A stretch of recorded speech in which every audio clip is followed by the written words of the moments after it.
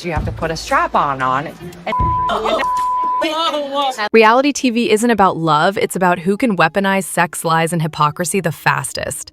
There are few things more painful than watching someone mistake chaos for chemistry. Elise, ever the enthusiastic performer in this tragicomedy of a show, has managed to take the concept of emotional whiplash and turn it into her personal brand. Her storyline reads less like a love arc and more like a casting call for Pick Me, the musical. Let's begin where Elise loves to start, the bedroom. It's unclear whether she believes intimacy is currency or simply has a punch card she's determined to fill before the credits roll. you have to put a strap on and On night one, she's detailing her anal sex history like she's reading from a resume. By midweek, she's sermonizing about her moral compass after sleeping with Rob, only to leap straight into Carlo's arms days later. But I just feel in my heart like I'm gonna continue and be with one person. Declaring an exclusive relationship with the man she met minutes prior. Exclusive for the 5 remaining days in Tulum. Bold of her to think exclusivity can be built on a foundation of broadcasted hookups and shared delusions. like if it was any other guy here, I would never do that. But with you, I felt like it was just such a deep connection. Like Her saccharine line to Carlo, "I would never do this with anyone, but we have such a deep connection," would be touching if she hadn't already used that exact logic with Rob, and likely anyone else with a camera in the vicinity. It's less deep connection, more strategic camera angle. Meanwhile, Carlo, the same man who gleefully whispered about her escapades with Rob, now finds himself the chosen one. Their intimacy seems less like a spontaneous spark and more like a scene rehearsed during a commercial break, which would explain the complete absence of footage. No kiss, no walk to the bedroom, no real chemistry. Just a suspiciously stilted conversation the next day, Oscar-worthy, only if we're handing them out for most desperate grab for airtime. Right. And the last thing I want is to be a Cole, Rob, Jen mess. But the real cherry on this reality Sunday is how Carlo and Elise, after waxing poetic about feeling disrespected by others on the retreat, namely Jennifer and Rob, go on to commit the exact offense they claim to detest. The hypocrisy is as thick as Elise's lip gloss. One moment they're lamenting how messy others are, the next they're romping around in the same mud, pretending it's a spiritual cleanse. And speaking of Jennifer and Rob, if this show were a Greek tragedy, they'd be the self-sabotaging chorus. We are still legally married. Rob, still legally married to Sophie, has apparently decided that the best way to deal with his unresolved vows is to play make-believe with Jennifer. But let's not pretend he's the only one enjoying the spotlight. Jennifer, the queen of contradictions, finds Cole's possessiveness creepy, yet swoons when Rob says the exact same thing in a marginally huskier tone. The only difference is Rob bats his lashes while he says it. Their hypocrisy would be offensive if it weren't so painfully transparent. Jen and Rob have zero interest in actual connection. They're auditioning for future spin-offs, and they're willing to dry hump their dignity into dust to get there. Meanwhile, Elise, still spiraling through her performance art version of intimacy, makes sure we all remember she once dated only rappers and pro athletes. Right. Which is precisely why she's now exclusive with Carlo, a man whose charisma is so potent, production didn't even bother filming their alleged love scene. Elise is not here to fall in love. She's here to remind everyone, loudly, repeatedly, and with increasingly desperate sexual declarations, that she exists. And in the 90-day ecosystem, that's all that really matters. She might like to 7 times a day like you, Colt. Oh, wow. You know, she might be an nympho. There's a long list of delusions running through this show, but Colt takes the crown and then tries to bed the crown 4 times a day in rotating positions while narrating every detail like it's an erotic audiobook nobody subscribed to. According to Vanessa, Colt's days are a sensual obstacle course. Like annoyed with because he's humping my leg every hour, every day, for eternity. Endless sex sessions running several hours each on top of whatever porn he's binging between encounters. No job, no treadmill, no reality check, just a man with limitless libido and the cardio capacity of a ceiling fan. It would almost be impressive if it weren't so utterly repulsive. Or sex a couple times a day. Colt's expectations aren't just excessive, they're absurd. She might like to 7 times a day like you, Colt. Oh, wow. Here is a man who can barely bend down to tie his shoes, demanding sexual marathons like he's auditioning for the next season of Spartacus.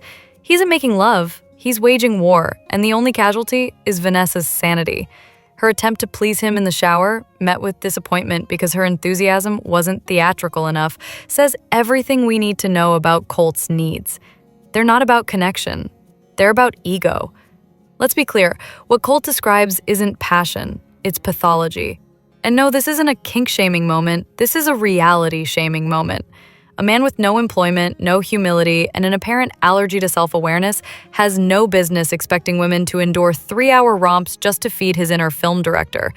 Colt is a fantasy addict, not the whimsical, romantic kind. No, he's operating in full VR porn mode, detached from emotional intimacy and fully plugged into his delusions of erotic grandeur. At this point, the only thing he's making love to is his own inflated sense of sexual importance. Then there's Jay, wearing glasses, clutching a Christian pendant, and somehow believing this disguises the predator underneath. No, you're fine, because the thing is about it. while. The scene in question? Him pressuring Tiffany for a kiss like a teenage boy who just discovered Axe body spray. She clearly, audibly, and physically expressed discomfort. I really was not expecting for him to be this forward. He bulldozed over that discomfort anyway. Her polite giggles, textbook signs of nervousness and survival, were mistaken by everyone around her as flirtation. They laughed. BTS laughed. Rob wanted a replay because apparently violating someone's boundaries is just so awkward, it becomes comedy gold. No one called it out for what it was. Invasive, disrespectful, and deeply disturbing. Jay didn't just misread a moment, he ignored it entirely. He made her say, "only a peck," to get him to back off, then broke that boundary too. The optics were bad enough, but when you add in the fact that he's a high school teacher, that's when the stomach really turns. Watching him smother Tiffany in performative masculinity while she tries to politely eject herself from the situation was not cringe TV. It was a flashing red flag wrapped in khakis and delusion. Jay seemed to lose all interest the moment she didn't cave to his advance, as if the value of a woman evaporates the second she exercises autonomy. And this is someone trusted to mentor young people? Jay isn't romantic. He isn't misunderstood. He's a walking HR complaint in linen, cloaking his boundary violations under the guise of chemistry. If this man is returning to a classroom this fall, the PTA should be meeting tomorrow. Jen has perfected the art of moral relativism. Not sharing you, not watching you with anybody else. One man expresses jealousy and it's hot. Another says the same thing and suddenly he's creepy and controlling. The difference? The livery, apparently. When Rob murmurs possessiveness with bedroom eyes, Jen all but swoons. You are controlling. I'm not controlling. You're turning this back on. When Cole expresses the exact same sentiment, albeit with the desperate energy of a human whine, it's a red flag. But here's the kicker. They're both saying the same thing.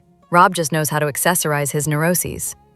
Cole, unfortunately, dresses his in toddler tantrums and early morning door knockings. Either way, both men are treating Jen like a prize to own.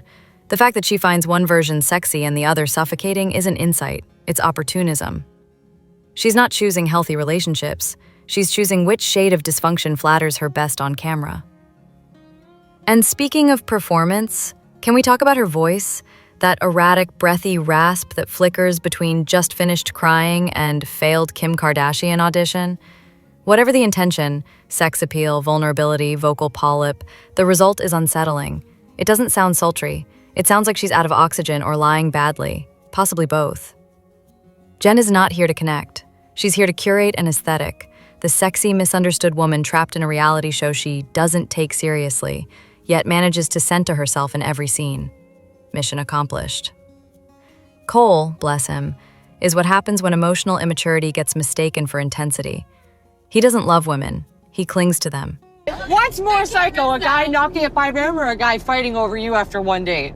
His version of romance is possessiveness dressed up as devotion, complete with uninvited 5 a.m. confrontations and sobbing demands for exclusivity after 48 hours of acquaintance. He isn't scary because he's evil.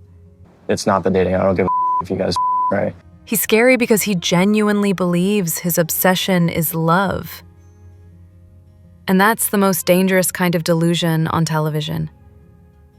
The man who thinks his suffocating insecurity is noble, and that tears give him license to override boundaries. Yesterday was kind of like a revelation. When Jen compared him to her crazy exes, She wasn't being dramatic, she was being generous.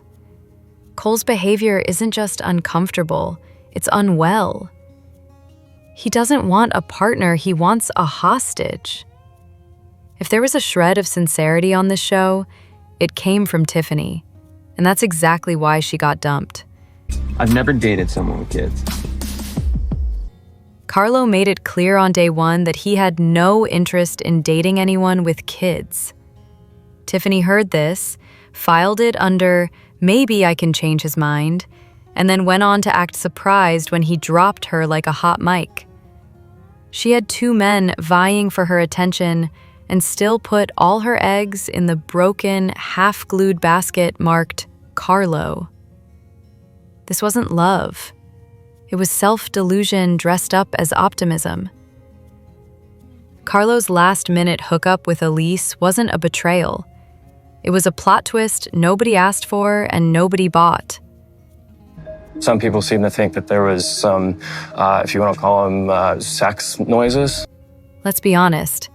If this had been real, there would have been footage. But the conveniently missing sex scene, the rehearsed morning after dialogue, and the complete lack of any genuine chemistry all scream production interference. Or worse, Elise improvising herself into a love triangle no one invited her to. Carlo offers none of what Elise pretends to want. No clout, no glamour, no elevator to fame. But he was available. And in a show where camera time is more valuable than dignity, available is all that matters. At the end of the day, no one, besides maybe Tim, who somehow dodged this circus entirely, is here to find love. They're here to be watched, to be talked about, to be cast in the next low-budget spin-off of their own emotional dysfunction. No, I know, it was amazing. I'm glad it happened. This isn't a dating show. It's a marketing campaign for chaos. Sex is currency, sincerity is liability, and the only real connection anyone has is with the camera lens. But I just feel in my heart like I'm gonna continue and be with one person. So let's not pretend to be shocked when the Elise-Carlo saga ends in a whisper, or when Cole cries because someone doesn't want to be possessed by him. I am hurt that Cole would kind of throw me under the bus. This is exactly what they signed up for. And frankly, they deserve each other. Zara's got the tea. Tap into Reality Rampage and sip smart.